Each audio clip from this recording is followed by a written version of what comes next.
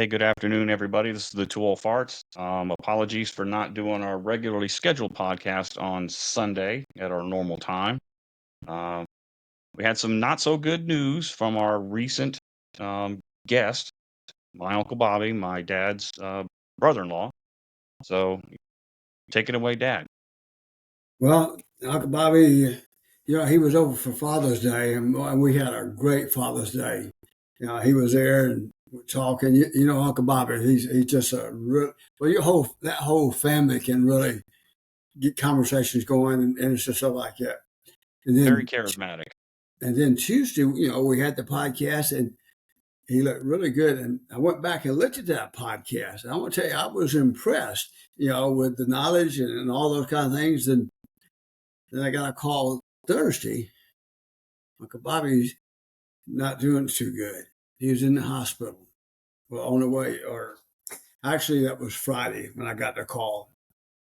He started feeling weak and not good Thursday. Okay. Friday evening, he started throwing up blood. Oh, man. When I say throwing up blood, when Rita was talking about a lot of blood, and he couldn't hardly breathe or anything like that, so they called 911.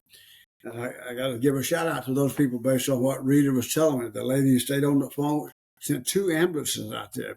There was a total of Wow. about 10 people that showed up. And Holy she said, smokes. roll him on the side because he couldn't breathe, and do a couple of things like that. And she stayed on the phone with Rita until those people got there. She told him, she said, make sure you got plenty of room because these people are going to come in. And so they came in and got him out. And on the way to the hospital and doing that process, they gave him 3 pints of blood. Didn't know they Wow. carried blood on those ambulances.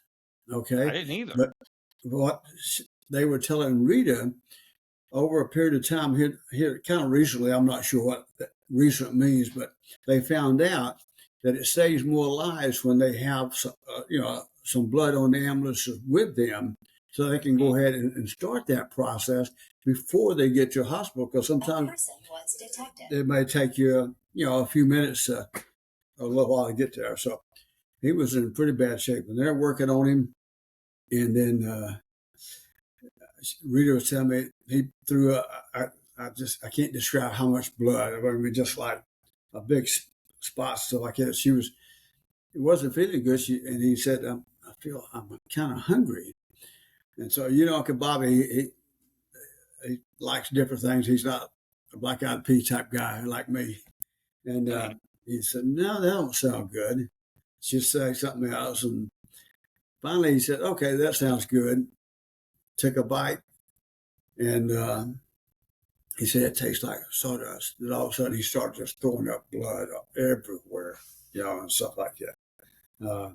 So they rushed him to the hospital. They had to incubate him. Intubate him? Yeah. Where they Yes. put the tube down their throat? Well, they control your breathing and everything. You're not breathing. They're controlling everything. Okay, when they incubate, you, it's kind of like a baby when they incubate a baby or anybody and they can control it for days, months, however long they want to control it. So they did that, and they had that tube down his throat and stuff like that. So, and his blood pressure was really, really low and stuff. So anyway, when I went by to see him, he was out of it. He had just actually come out of that incubation period, and he was just sleeping, because they do it very slowly. I didn't know that they had to period of So they time, had him in an and, induced and they coma? took him. Hmm? Did they have him in an induced Deuce coma? Is that coma, what you had? yes, So that was on uh, Friday? yeah, and they took him to University Hospital. When the ambulance That's got the there, they same that wanted that's the same hospital they took you to when you had that really bad car accident a few years ago. right, and they told him they wanted to take him to the VA hospital, and they said no. People in his condition, whom we don't know, we take him to a trauma center where those people can they know what they're doing and they can handle. They have all their equipment and those kind of things. So that's where they Right. took him, and he's still in the ICU.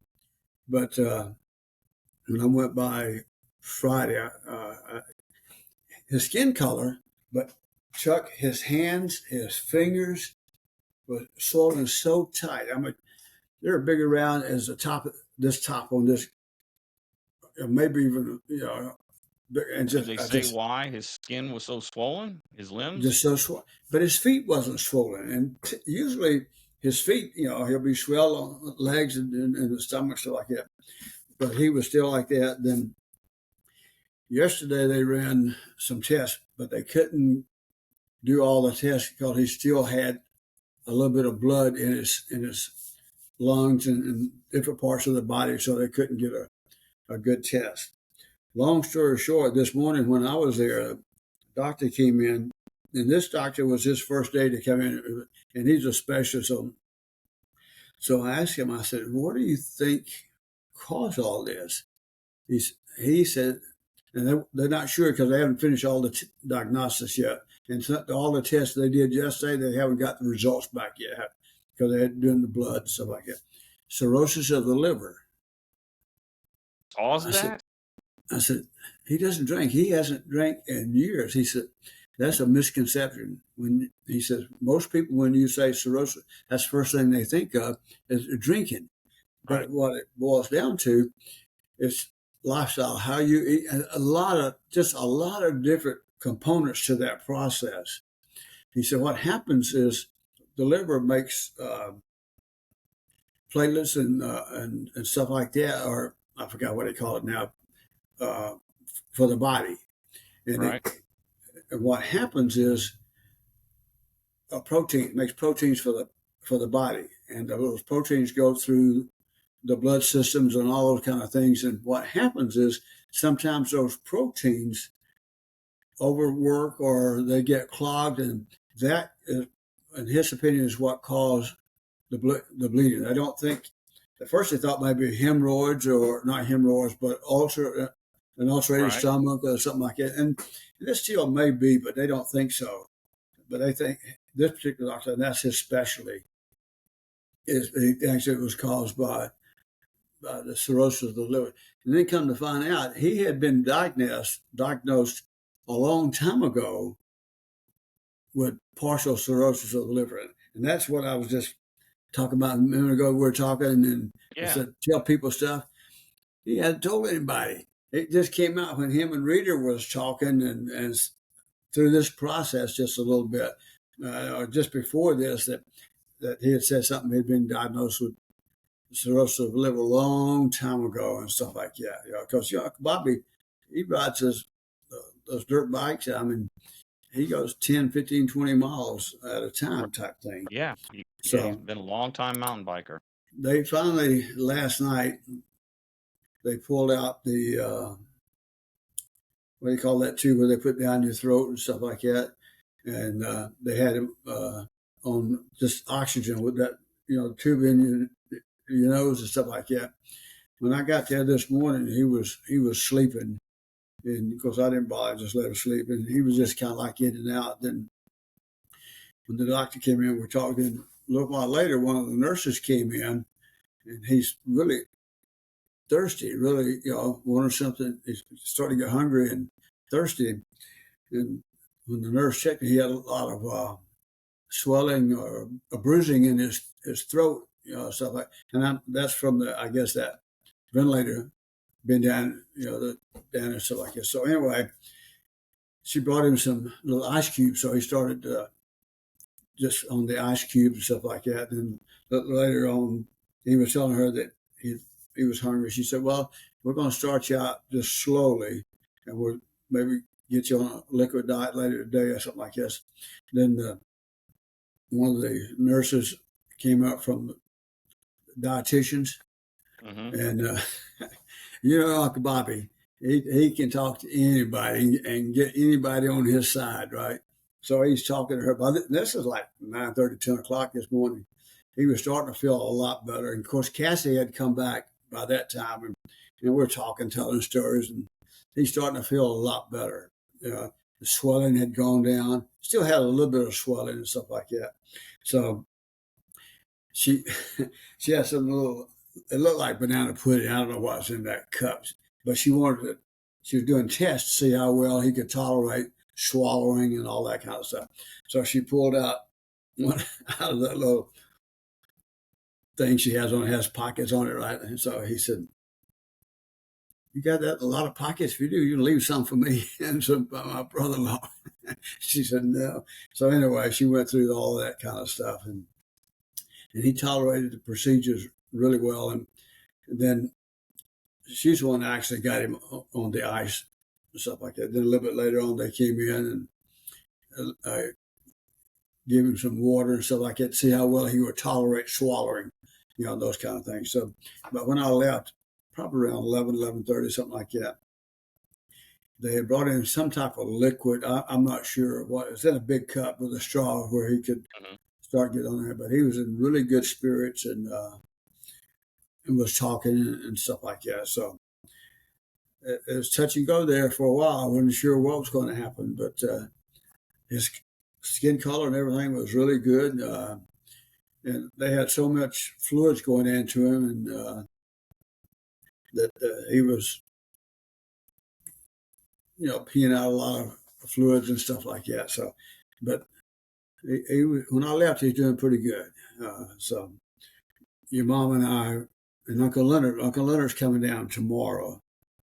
He was going to come today, but Terry had some type of medical procedure she had to do, and so he's coming down tomorrow. Then all three of us are going to go back and visit with him tomorrow. He's still in ICU, and the doctor told that one doctor I was telling you about Mhm. said they're going to keep him in ICU until his blood pressure stabilizes. His blood pressure is just fluctuating real low. I said, so once they get that up and get it stabilized, where it's pretty stable, then they'll move him to another room in the hospital. So they don't know how long he's going to be there and stuff like that. So, and we kind of laughed about the podcast. He said, "Turn the camera on. He's ready." Turn- All right, we might just do that. Oh, So do it at the hospital? yeah, Okay. we we could go up there. You could bring your phone, and we could sit by the bed. They let two people in the room at a time. He'd like that. Where is University Hospital? So, From Lackland. hmm? I'm trying to look on the map real quick to see where it is. University Hospital's right across from the VA for Artie Murphy. Let me do a quick thing. Uh, Lackland. I went in. I went down Minton. I turned down Minton, Minton Merton. Minton Merton. Yeah, and then they have a vista. That's a hospital is huge. So I just put into that parking lot, and I think it cost me like $2 to park and stuff like that. And then he's up on the fifth floor. If you went into the front where the emergency room is, you just elevate and you go up to the fifth floor, and he's in the room. So I'll find out tomorrow more about how he's doing. And maybe when he gets feeling a little better, gets down into his room. Okay. Anything we can do to cheer him up. But I gotta give a shout out because there's a lot of nice people out here in this world, and we just don't hear about them. But every single nurse and doctor, and this is not just what I'm saying. Cassie, Aubrey, Rita, Pat, Rita's sister, and Tina were there when I got there Sunday night. How nice you are. And Rita was talking about the 911 operator, how she stayed on the phone and telling her to turn him and do certain things with him like that and stuff like that. So, and those ambulance drivers, she said, it was real good. They were working really hard to, Yeah, you bring up keep some really them good points about this stabilized and keep stuff. them alive and stuff. Because my That people, first concern when I heard that spitting up blood was Uncle Ray. yeah, Uncle Ray. That's how he That's how he died. Something happened. He was spitting up blood and he choked. Uh, and when those things happen, you don't have any control, and those things can easily happen. Probably why she told Reader to turn him on his side. Right. Yeah. So that's kind of where Yeah, we're at, and of you course, bring up some good points. You touched on some good points. It's important to let people know, those especially close to you, about your health conditions, things that you've been diagnosed with. If your doctor tells you, don't just keep it to yourself. If something serious is going on, you need to let somebody know, right? absolutely. So yeah, and it kind of works both ways too. You can't lecture somebody on that, but you got to let. So I need to let you know, but you can't lecture me all the time about it. You know what I mean? But I do need to lecture you because I like having you around. You're going to be 80 in a couple of months, So, and I'd so like to but get a few I more want to years say out of you. he's one heck of a person, and the whole family. Uh, we're blessed. Not Yeah. only do I have four brothers, you got four uncles, in addition to your Uncle Ray and your Uncle Gene, and you know, so So take care of yourself, people. yes, We want to keep you around. We like you guys downloading, you guys from around the world, Poland, UK, Philippines, Australia, England, Canada, coast to coast here in the States. Can you believe we've had a download from every state except one? which one? West Virginia. Oh wow! I wonder if they've even got internet out there. I That's was can you talking believe to that? That's amazing. somebody Alaska, Hawaii, in the but no last West couple of Virginia. days, and somebody I wouldn't expect, but she was listening to our podcast and said she liked it. Oh, when I went to the Oh, dentist last Tuesday, yeah. I think I may have told you, but she likes the podcast and she's telling her friends and stuff like that. And then when I was telling one of the nurses today up there about our podcast, she said, "Okay, I'm gonna check it out." Okay. So Well, thank you for the wrap up. We're going to keep this short this time. Um, so thank you. You got any parting words of wisdom for the audience?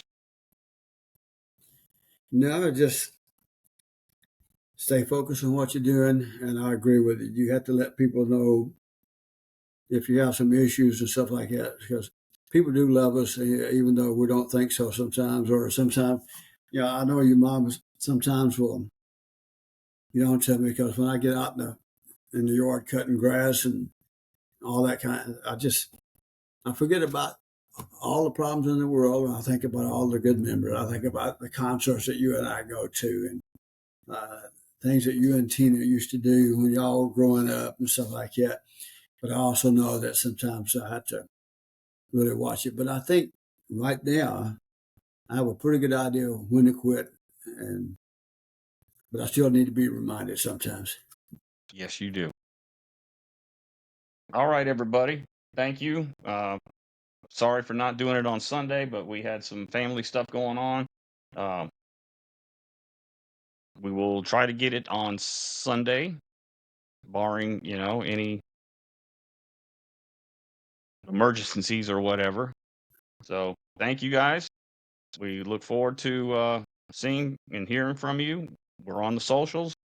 You know, hit like, subscribe, and give us some feedback. Absolutely. We'd love to hear from you. All right, everybody. Y'all All take right. care. We'll talk to you later, and I'll keep you updated on Uncle Bobby. All right. Love you. I love you too. Bye, All guys. right. Bye.